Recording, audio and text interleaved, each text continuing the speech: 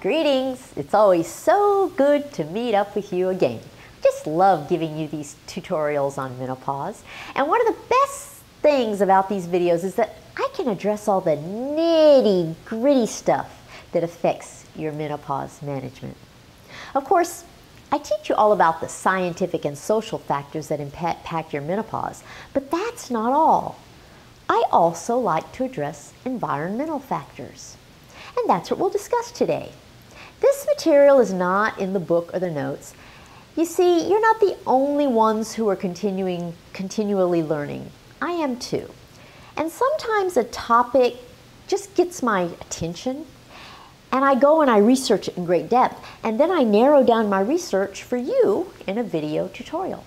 And my goal with doing it that way is to save you the trouble of doing all that research yourself. So I do my very best to be as objective as possible so that you get the whole story and not just some lopsided hype. So today's topic is xenoestrogens. Have you ever heard of xenoestrogens? Well, there's a lot of talk about them, so I'm here to teach you what you need to know about them now. So first, a definition. Xenoestrogens are hormones from your environment that imitate estrogen. So let's dissect that definition a bit. In the literal sense, xenoestrogen means foreign estrogen. So it really means any estrogen other than what your own body produces itself. So in the context of xenoestrogens, it's your environment that is foreign. Now think about that for a minute. Even though your environment is familiar to you, it's a source of foreign estrogens.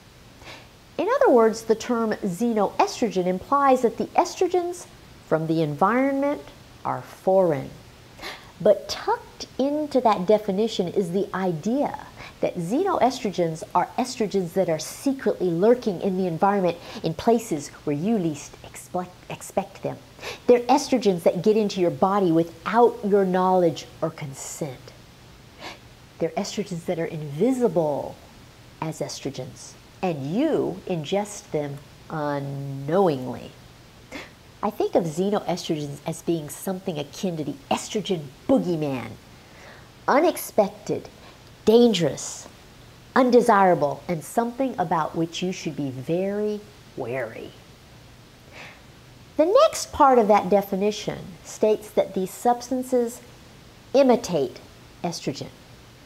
So they might not actually be estrogen, but they behave like estrogen. Do you remember when I taught you about the SERMs in tutorials 34 and 35?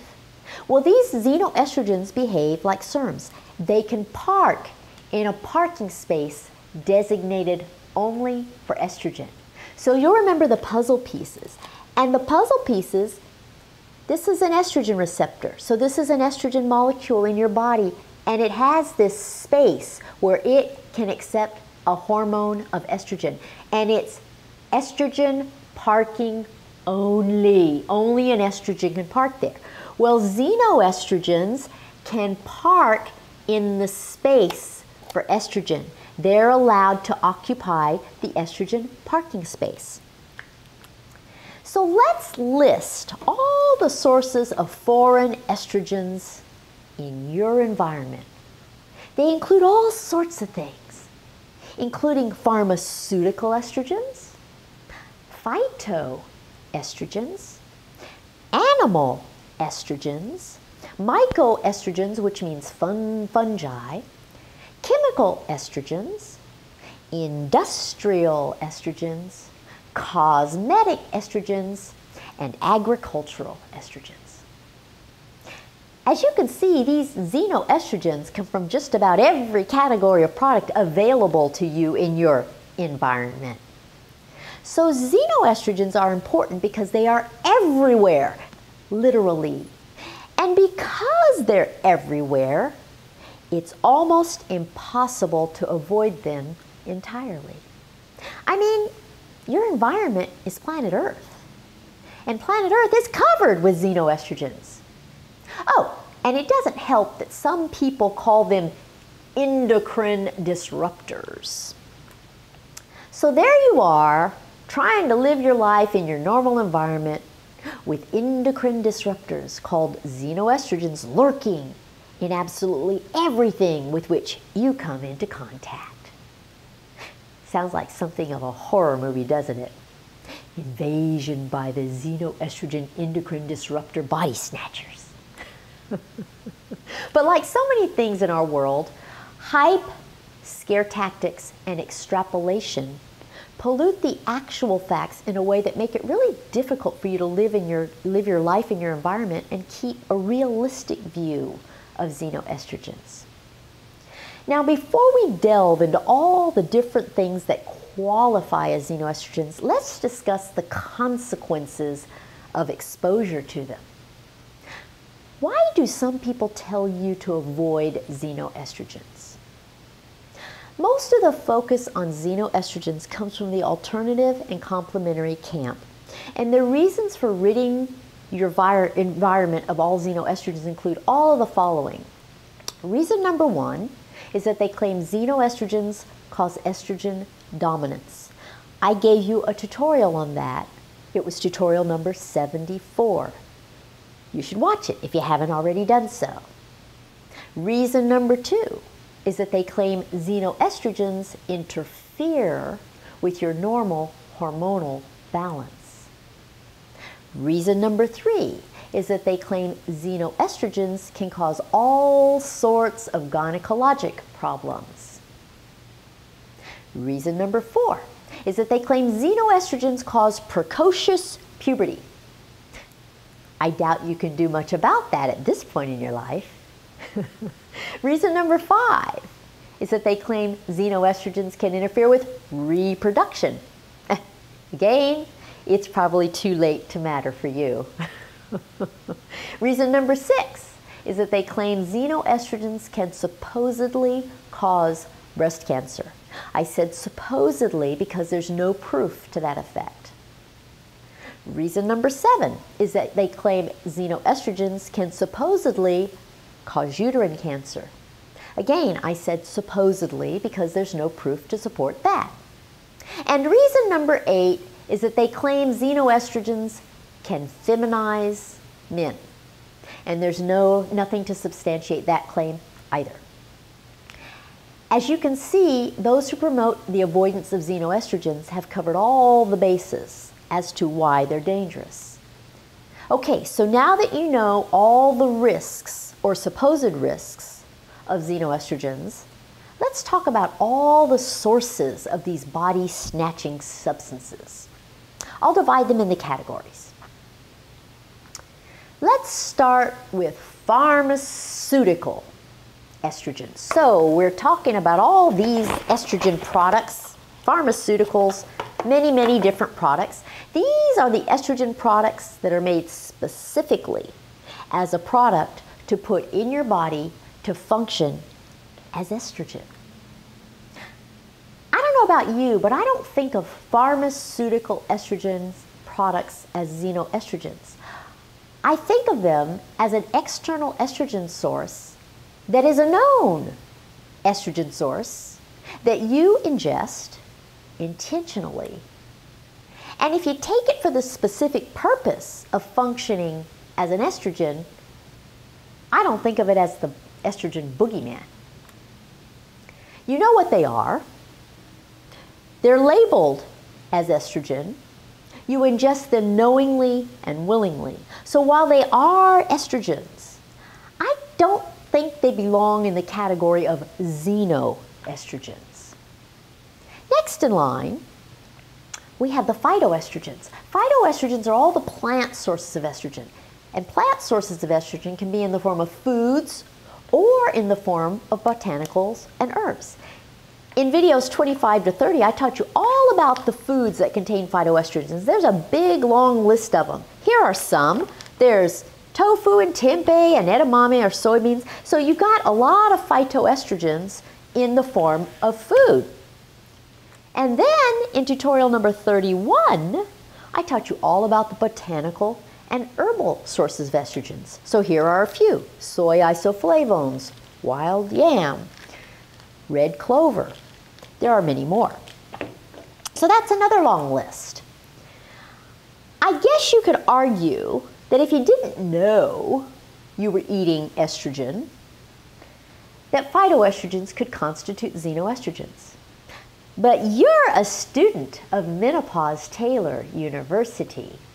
You know the foods, botanicals, and herbs that contain estrogen. And you also know that phytoestrogens are extremely weak estrogens. A human or pharmaceutical estrogen is 1,500 to 11,000 times as likely to become activated than a phytoestrogen.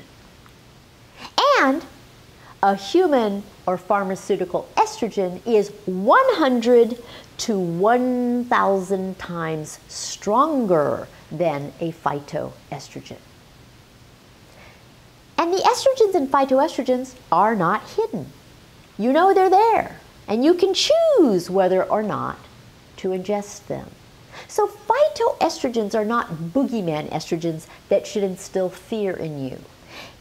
In my book, that takes them out of the realm of xenoestrogens. Third in line, we have animal estrogens. In other words, these are the estrogens in meat and dairy products. Got all these things with estrogen in them. Meat and dairy. If you ask me, this category is the most significant of all. I mean, the entire diet of affluence has meat and dairy as its very foundation. You probably ingest more xenoestrogens from meat and dairy products than from all the other sources combined. Every animal or animal product you eat is full of hormones, simply because it's an animal, just like you. So your red meat, poultry, fish, seafood are all full of hormones. And every animal product you eat has loads of xenoestrogens too. So that includes your milk, your cheese, your butter, your eggs, all of those products. I find it shocking that people make a big deal of the bits of xenoestrogens in commercial products when they're the same people who refuse to omit meat and dairy products from their diets. If you want to avoid exposure to xenoestrogens, the most significant thing you can do is eat a 100% plant-based diet, period. The next category is mycoestrogens. Now these are fungi. This includes everything from mushrooms like this to fungal infections. I don't have a fungal infection to show you, so you'll have to do with the mushrooms. Some mycoestrogens are phytoestrogens or foods. Others are toxic substances that you don't eat, and exposure to them is unintentional. Those are the ones that qualify as true xenoestrogens. What about chemical estrogens? Now these are man-made organic chemicals. The best known of these are PCBs, or polychlorinated biphenyls. And polychlorinated biphenyls are insulating fluids and coolants. Now, the U.S. banned manufacture of PCBs in 1979, but they're still floating around in the environment because they aren't biodegradable. You probably can't avoid PCBs because you don't know they're there. That makes them definite xenoestrogens. Another chemical xenoestrogen is zeranol. Zeranol is a hormone growth enhancer for livestock. Now, it was banned in 1985, but there are still traces of it in meat and dairy products generations later.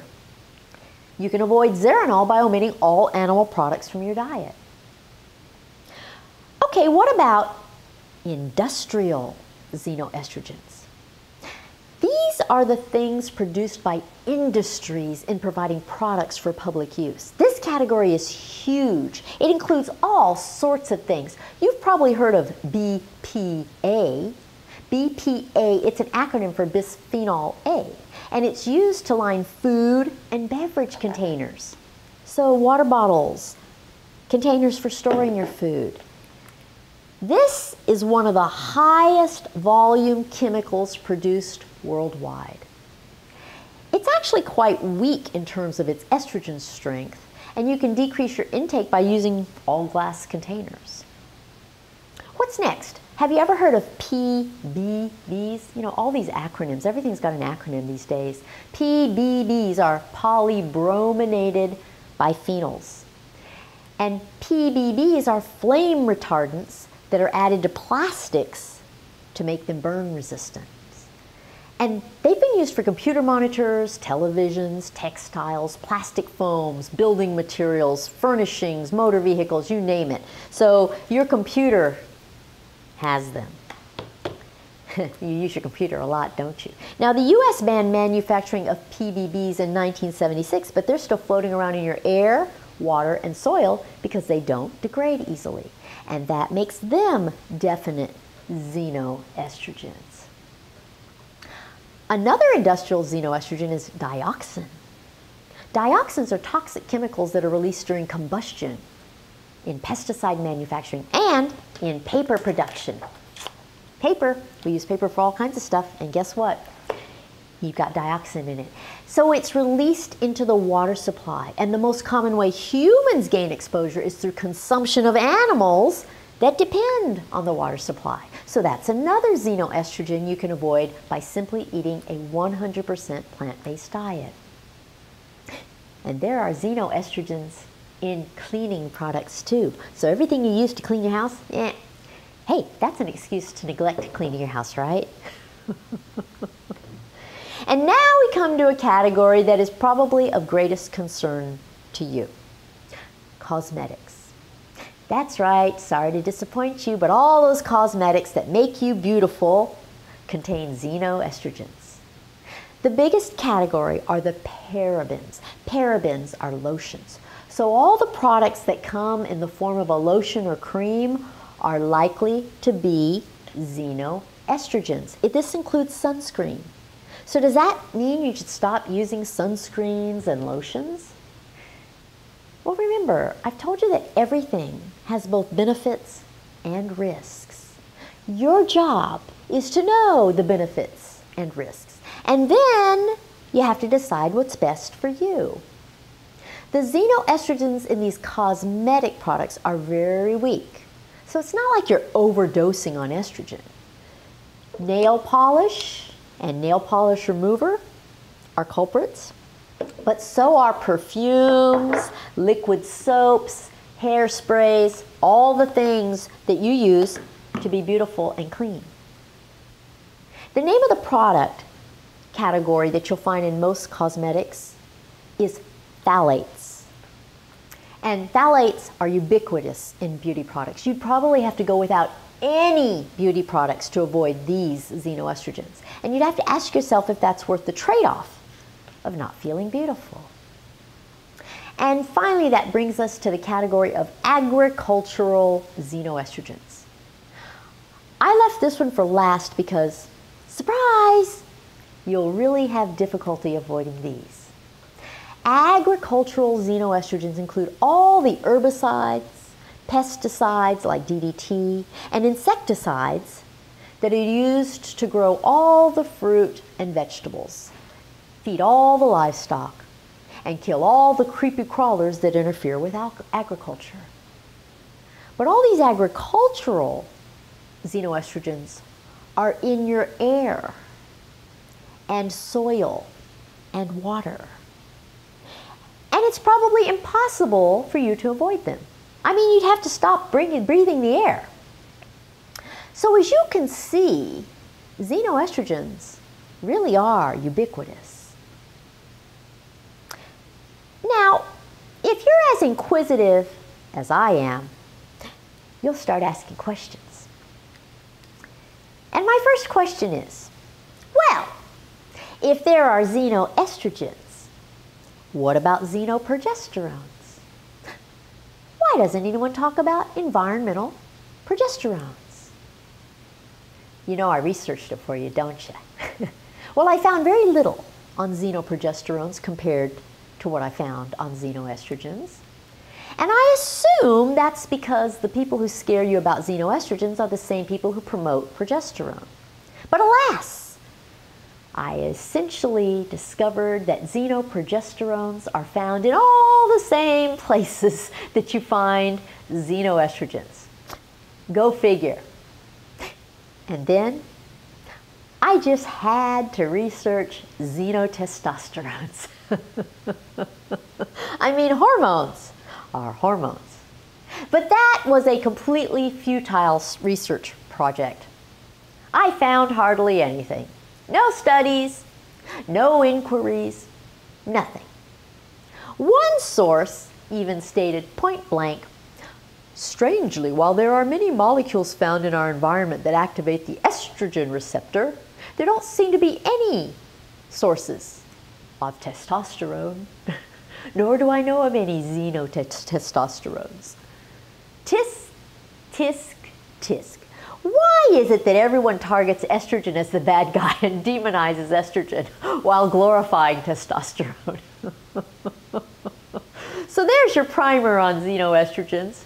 In short, they're everywhere, and it's almost impossible to avoid them. But maybe it's not the estrogen that's the problem. Maybe it's all the industrial and manufacturing processes that put them where they don't belong. Think about that. In the meantime, I'll sign off for now. See you in a week. Be sure to subscribe and follow me on social media. Bye.